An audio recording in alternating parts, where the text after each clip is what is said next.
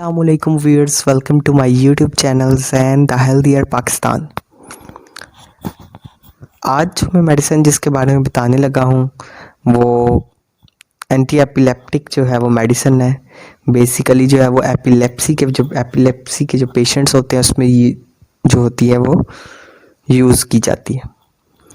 जी हाँ, मैं बात कर रहा हूँ मार्टिन डो के मोस्ट फेमस ब्रांड रिवोट्रिल के वाले से।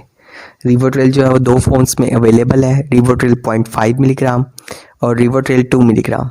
ये ड्रॉप्स फॉर्म में भी अवेलेबल है, इसके अलावा वो टैबलेट फॉर्म्स में भी अवेलेबल है और ये प्रेगनेंसी में बिल्कुल नहीं दी जा सकती।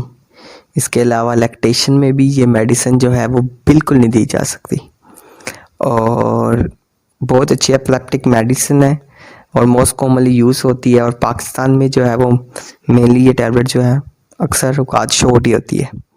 सो प्योरली जो है वो डॉक्टर के नुस्खे के मुताबिक ही दी जाती है और साइकेट्रिक में जो है वो बहुत ही ज़्यादा यूज़ होती है और ओल्ड पेशेंट्स के लिए बहुत ही ज़्यादा बेनिफिशियल है। और इसके जो साइड इफ़ेक्ट्स हैं वही मोस्ट कॉमन है, नोज़िया और वॉमिटिंग और डिजीनेस सी भी महसूस हो सकती है। इसके अलावा एकदम सर में भारीपन सा भी महसूस हो सकता है।